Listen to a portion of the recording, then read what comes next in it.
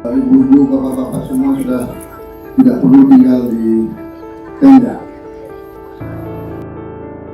Presiden Prabowo Subianto menginstruksikan agar pembangunan hunian sementara bagi korban banjir dan tanah longsor di Sumatera Barat selesai dalam waktu 1 bulan. Saat meninjau posko pengungsian di Kabupaten Agam pada Kamis 18 Desember, Presiden menyatakan rasa syukurnya atas progres pembangunan yang tengah berjalan di lapangan. Kepala negara menegaskan bahwa percepatan ini sangat krusial agar warga terdampak tidak lagi menetap di tenda-tenda darurat. Menurut Presiden, pemindahan pengungsi ke hunian yang lebih layak menjadi prioritas utama pemerintah dalam masa pemulihan ini. Langkah tersebut diharapkan mampu memberikan kenyamanan dan kepastian bagi warga di tengah situasi pasca bencana.